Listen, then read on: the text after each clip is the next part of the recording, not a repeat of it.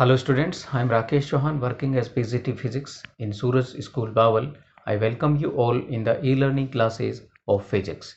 Today our topic for discussion is equations of uniformly accelerated motion.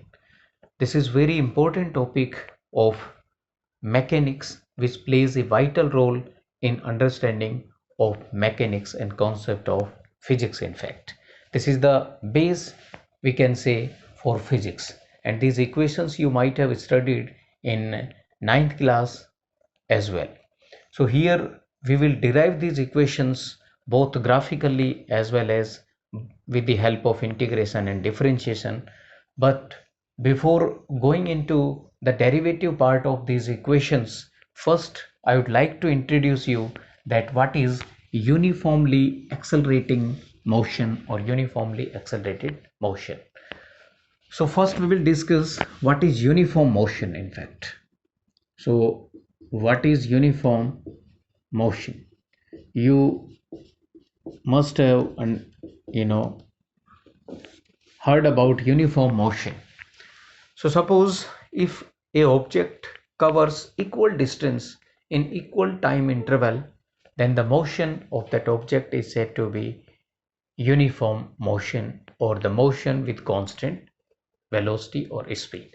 Suppose for example a car travels 100-meter distance in suppose 1 minute, next 100-meter distance also in 1 minute, and so on, then we will say that this car is moving with constant velocity, or such type of motion is said to be uniform motion. Now what about non-uniform motion? So in non-uniform motion, what can be written as, or what can be understood, that for non-uniform motion, if the object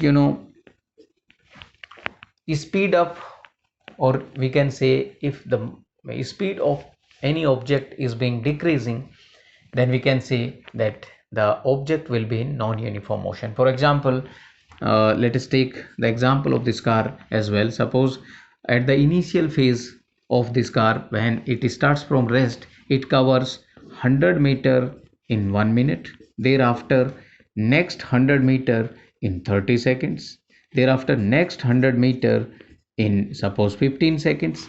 So we can say that the distance is same, but the time is decreasing, or the time interval during which this 100-meter distance is covered is being decreasing, means the speed of the car is increasing. So such type of motion is said to be non-uniform motion. So let us talk about some graphs associated with uniform and non-uniform motion. So if I talk about uniform motion and the graph between displacement and time, xt graph, which is known as, so xt graph, displacement time graph for uniform motion in which there is no acceleration or the speed is constant, will be straight line between x and t. Means if we take any interval, the displacement will be same. This is delta x1, this is delta x2, suppose this is delta t1, this is delta t2, suppose. So if delta t1 and t2 is same, then delta x1 and delta x2 will also be same. Means the particle travels equal distances in equal interval of time. So the graph or xt graph for uniform motion, where the acceleration is zero or velocity is constant, is a straight line which is having 45-degree slope. So this is the xt graph for uniform motion. Now if we talk about the velocity time graph, vt graph for the uniform motion, so velocity is since constant, therefore it will be look like this. So this is also a straight line, but this is horizontal straight line making an angle 0 with the x-axis. So this is the vt graph, velocity time graph for uniform motion. This is the displacement time graph for uniform motion. Now let us talk about non-uniform motion.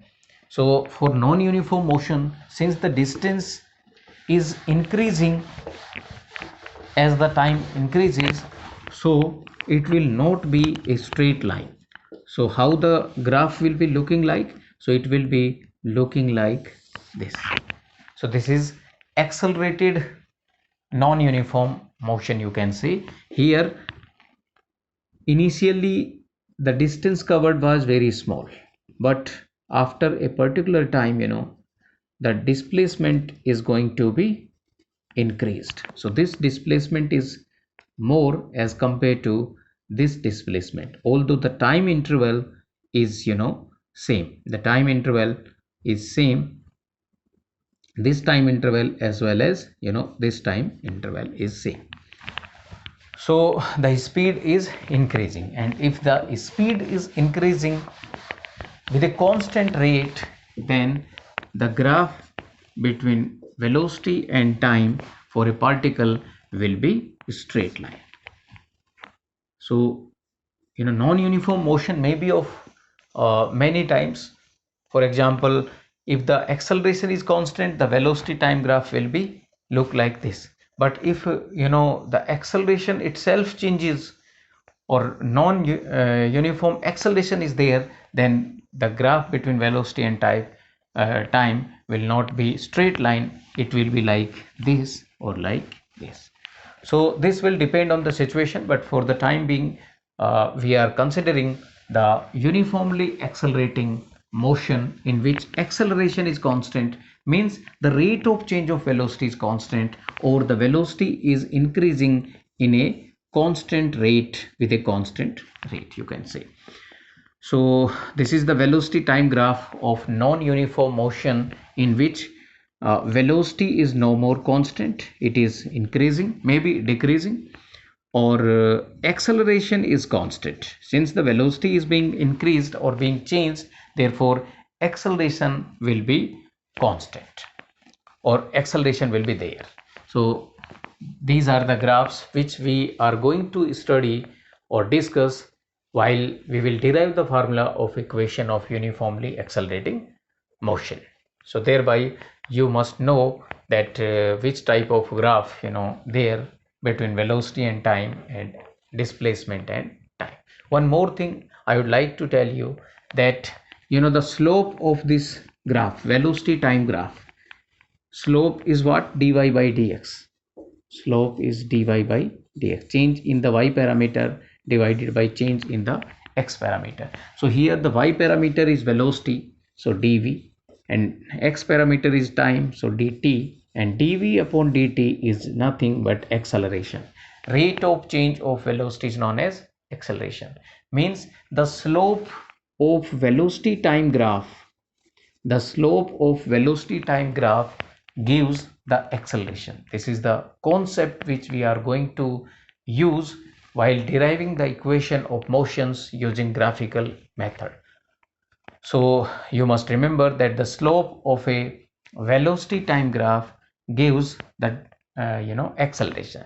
One more concept I would like to share with you is, if I take this as a small area, and suppose this is the change in velocity delta v, or I can say dv in fact, and this is suppose dt, then if I try to calculate the area of this segment, so it will be length into breadth, we can say. So length is dt and breadth is dv. This is time, this is velocity. Velocity into time gives displacement, means the area under velocity time graph gives the displacement. So this is the second important concept which we are going to use in the derivation of equation of motion using graphical approach. So always remember that the slope of velocity time graph gives the acceleration, and the area under velocity time graph gives the displacement. Let us talk about the slope of this graph also, which is xt graph. So the slope of this graph will be slope m is equals to dy upon dx, and dy, in place of dy there is displacement, that is dx, and in place of x it is t, so it is dt. So rate of change of displacement, this is known as velocity. So always remember that the displacement time graph or the slope of displacement time graph gives the velocity of the particle, or we can say the instantaneous velocity of the particle. At any moment we can find out the slope, and at that slope, by simply finding out the slope of displacement time graph, we can find out the instantaneous velocity of that particle. So these are the significance or importance of these graphs between x and t, and between velocity and time. We will discuss this topic in detail in some new video, where we will be totally focused on the graphs which actually appears in different type of motions. But for the time being, since the topic is equations of uniformly accelerating motion, so we are just talking about the displacement time graph and velocity time graph for uniform motion and non-uniform motion. Although this topic is very large topic, so we cannot include this topic in this video, because our main focus is to derive the equations of uniformly accelerated motion. So since this concept is going to be utilized in this topic, therefore I have discussed here these two graphs for uniform as well as non-uniform motion. So now let us derive the equation of uniformly accelerated motion for or using graphical approach.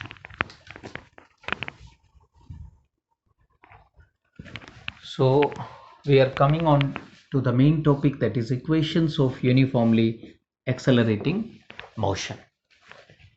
So as you all know, there are three equations of motion for uniformly accelerated motion. In fact, first equation is v is equals to u plus at, where v is final speed, u is initial speed, a is acceleration, and t is any time instant. Second equation is s is equals to ut plus half at square, where s is displacement at any instant t. And third equation is v square minus u square is equal to 2as. So these are the three equations which we are going to derive using graphical approach. So first we have to draw a graph, and thereafter we will try to derive these equations of motion. So this is velocity time graph. This is, we are taking as velocity, and this is suppose time on x-axis, and the particle starts from, or the initial velocity of the particle at t is equal to 0 we are assuming as u. So suppose the particle initially was not at rest and it was moving with u velocity, so the value of this point will be suppose u, velocity at t is equal to 0 is u, and from here onwards this particle is being accelerated, means its speed is increasing with a constant rate. So the graph will be look like this straight line between velocity and time, and suppose at t is equal to t seconds, after t seconds you can say it achieves a speed or velocity equals to v. So this is the final velocity after t seconds. This is initial velocity u at t is equal to 0, and this straight line shows that the acceleration is constant. Now if I divide this graph into these two parts, suppose this point is a, this is b, or you can take is O, because normally we take this point as O, and this is t is equal to 0 here. This is suppose A, this is B, this is suppose C, and it is D in fact. So this is the graph between velocity and time for a uniformly accelerated motion. Now we will use this graph to derive these equations of motion. So let us start with the first equation. So the first equation is v is equal to u plus at, and we have to derive this equation with the help of this graph. So as you know, we are going to prove it. So as you know that the slope of velocity time graph gives the acceleration, which we have understood in the short while ago, we can say. So the slope of velocity time graph represent the acceleration. So I can here write down slope of velocity time graph is equals to acceleration of the particle. Okay, now what is the slope of this velocity time graph? So you will see the slope will be dy by dx, or in place of dy by dx, this is the change in y-axis, which can be written as v minus u, because this is v and this is u. So what will be the change? V minus u. And this is the change which will be t minus 0 from x-axis. So the slope can be written as bc divided by OD. BC divided by OD is equals to acceleration we denote as A. Now what is the value of BC? So BC is V minus U. V minus U. And what is the value of OD? OD is T minus 0, that is T. So this comes out to be V minus U is equals to 80, and this is the first equation. So this is how, with the help of graph, we can derive the formula of equations of motion, and in fact we have derived the first equation of motion. Now coming on to the second equation. In second equation there is displacement. So we will use the concept that the area under velocity time graph gives the displacement. So we will calculate the area of this velocity time graph. So now we are going to have the derivation of second equation. And what is second equation? This is second equation, so its proof. Okay, we know that area, or we can say displacement, is equals to area under velocity time graph. Okay, so what is the area of velocity time graph? So you will say the area will be of this quadrilateral, we can say OABD, and this quadrilateral can be considered by made up of this triangle whose area is suppose A1, and this rectangle whose area is suppose A2. So I can write down here A1 plus A2. Now what is A1? The area of this triangle ABC. So area of this triangle ABC can be written as half into base, that is AC, into height, that is BC. Okay, this is the area A1. Now let us talk about area A2. Area A2 can be easily find out using length into breadth, and length is OD and breadth is suppose this CD. Okay, so now putting the value of AC, BC, OD and CD, we can have 1 by 2 into AC. AC is what? AC is T. t minus 0 in fact. So t multiplied by bc. Bc is v minus u, v minus u, and OD is in fact OD is same, that is t multiplied by CD, and CD is in fact u, it is u. So it can be written as u into t plus half and v minus u into t. So this is displacement S. Now we can put the value of v minus u from equation first. From equation first, what can be written? V minus u is equals to 80. So if I put the value of v minus u as 80 here in this equation, so I can have S is equals to ut plus half. In place of v minus u we have to put 80, so it will become 80 square. So this is the second equation using graphical method. So in this derivation, we use the concept that the displacement is nothing but the area under velocity time graph, and we have find out the area using these this triangle and rectangle. Now this area can also be found out using another method, which is, if I consider this as a trapezium, this area as a whole is a trapezium. So the area of trapezium we will use to find out the equation third. So now we are going to derive the formula, or we can say the third equation of motion. This we have to derive now. So displacement is equal to area under Vt graph, and this area we have considered in parts in second equation. Now we are considering this area as a whole.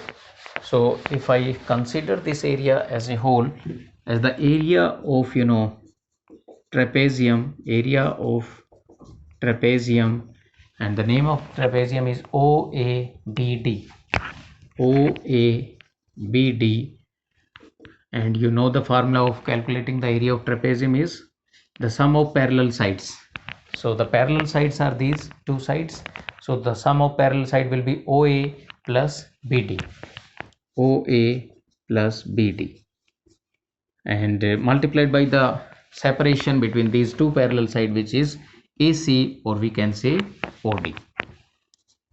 Okay, now half into OA is U, and BD is this total distance, which is V, into OD, that is T. Now once again we will put the value from equation first. What is equation first? V minus u is equals to 80. So here if I take t is equals to v minus u upon a, then we can put the value of t from here. So S is equals to half u plus v plus u plus v can be written as, yes, u plus v, we can write down it, and multiplied by t, which is v minus u, and in fact it can be written as v plus u, but I was trying to elaborate, v plus u into v minus u upon a. Now this is a plus b, this is a minus b, so it becomes a square minus b square, so half v square minus u square upon a. This is S. Now if I multiply this 2a to this s, so it will become 2as is equals to v square minus u square. So this is third equation of motion. So this is how we can derive the expression or equations of motion using graphical approach, or with the help of velocity time graph. So I hope this concept you might have cleared, and if you like this video, please share this video and subscribe this channel, and also press the bell icon so that the new notifications can be easily sent to you. Thank you very much for watching this video.